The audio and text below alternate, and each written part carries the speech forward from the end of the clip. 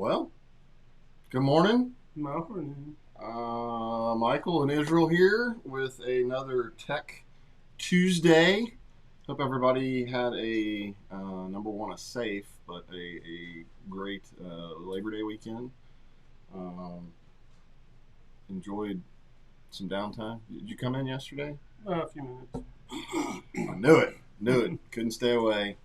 Yeah. So I hope you guys got to enjoy some time on the water.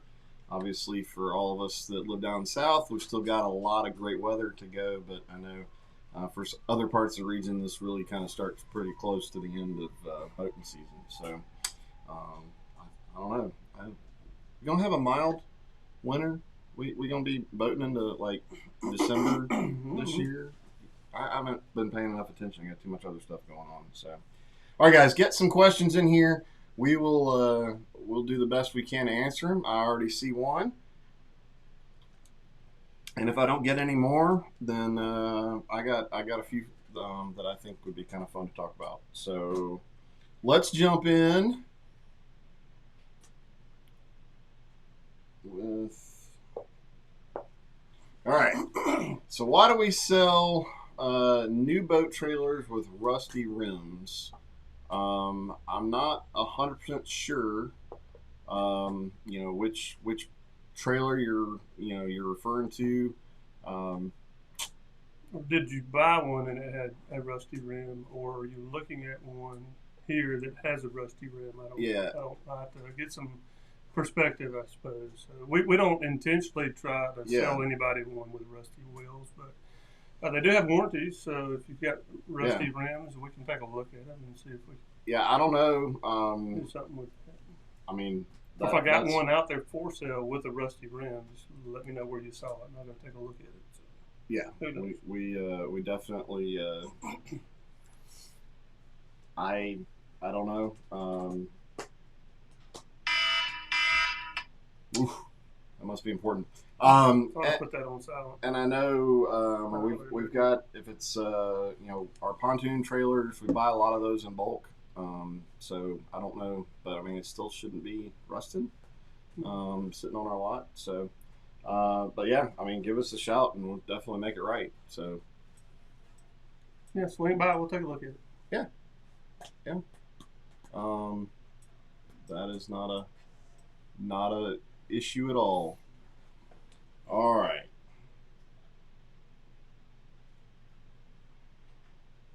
Okay. Well, yep. A new pontoon trailer, Bob. Yeah, definitely give service a call, or if you're local, I mean, swing on by and we'll make it right for sure. All right. Any other? Give it a couple of seconds. No questions. All right. Let's. Found one. Might be kind of fun. Guy asked, "What's faster, 225 HPDI Series 2 or 225 Show, top speed wise?" Obviously, we'll assume whatever boat. Yeah, I don't know. They're probably. I mean, they're probably close to the same. Think? I know the whole shot's better. Gonna be better on the show. Um, gas mileage probably be a little bit better, and you don't have to put oil in it near as much In the show? in the show. Yeah. Yeah, that's. So, Well, I mean, you also couldn't buy a new HPDI if you were comparing them for new. no, But yeah, and that's the other thing you're gonna be looking at. The older engine gets, it loses a little bit of horsepower. interesting. All right. Um, oh, I see one popped up. Let me pull that up here. How fast is the 18-foot AVX with a 115 show? Avid, Is that the Avid 18XB, right? probably so. Yeah. Have you The been in 18 that foot. with the 115? To my knowledge, I haven't ridden in a single 18XB yet. I think we've got one that we hung a 90 on. Mm-hmm. I think it's rated for 115. I don't know. Have you? I don't. I haven't been in many of the Avids. Yeah, I don't know about the 18XB yet. Did you go out in with that 90? No. Okay. No, I haven't had a chance. Yeah, our Avids have been rolling through. Uh, I think a lot of it's the nature of the way boats are selling. I mean, whichever rigger ended up getting put on it may have gone out there and delivered to the customer, and none of us ever really got to. I mean, I don't think most customers. And we don't get to drive them much when they're because they're not broken in, so we're usually limited. So I don't know. Have to get back on them. And I'm drawing a blank on. I mean, that should be a pretty solid with a 115. I think that boat's going to run pretty good. I mean, I would think that would be in the upper 40s, possibly low 50s. Yeah, that's what I was thinking. That would be the best guess. I know they kind of built it with the intention of the 90, but I think that 115 the way to go is yeah.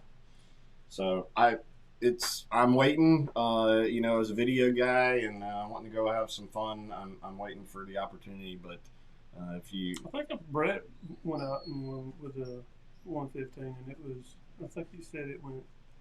If I remember, said it went like 40, 48, somewhere. I know we've sold a number of the 19XBs with 115s.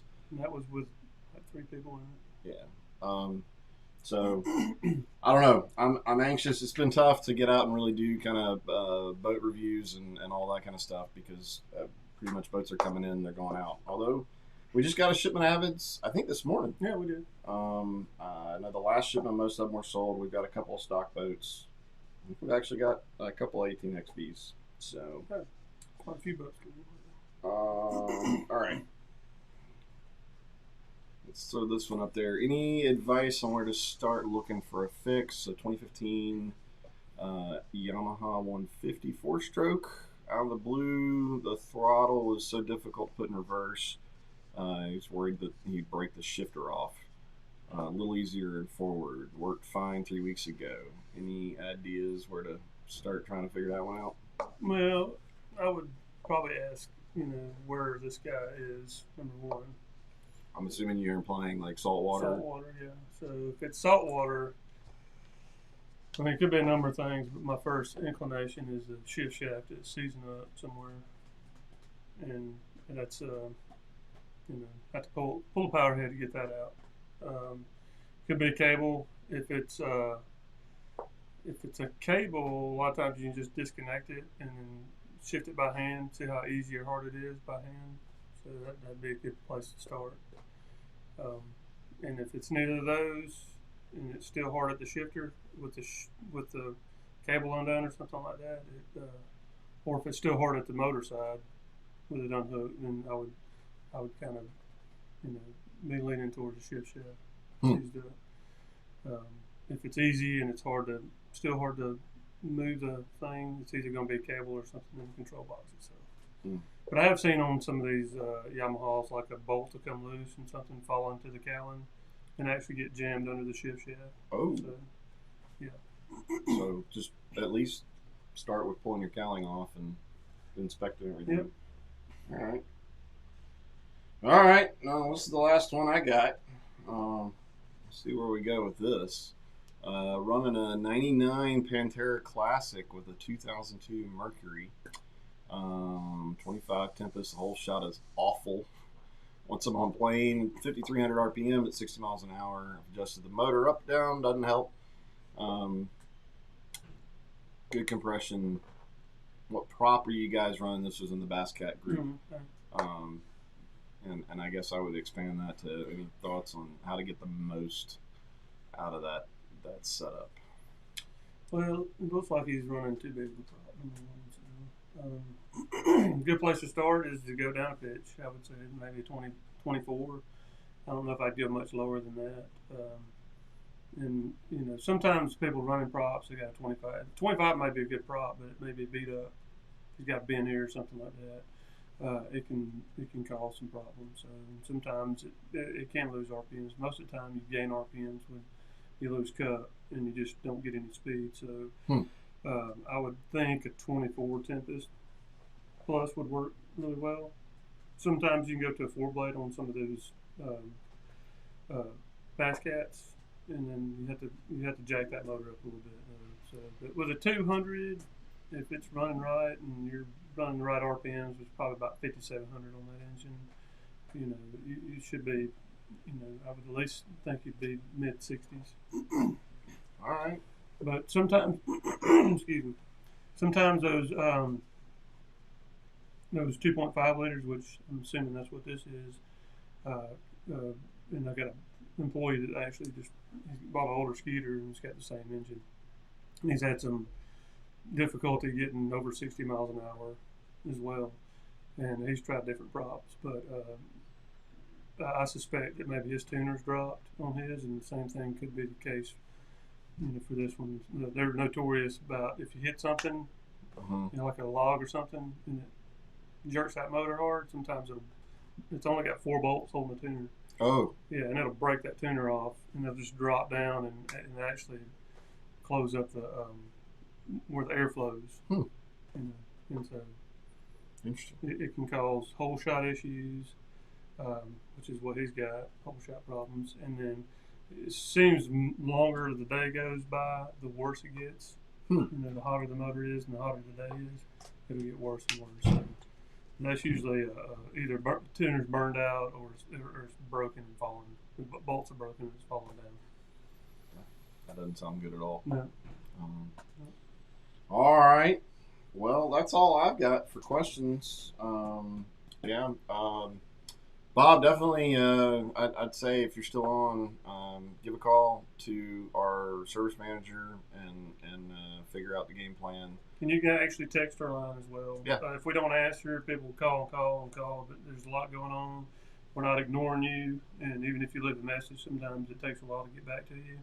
But if you just text our phone number, we have a system that will receive those texts and may be able to get you an answer faster that way.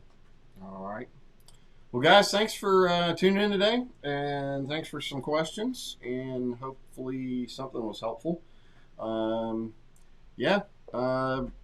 Post Labor Day, kind of winding down the season. We're actually starting to get a few boats in. The showroom's actually it's getting a little fuller. I think a big chunk of them are sold, but we're getting some in. Got a bunch of G3s in and all that kind of stuff. Starting to get some pontoons that are actually coming and staying for a few days. So, all right, guys, have a great afternoon and a great week, and we will see you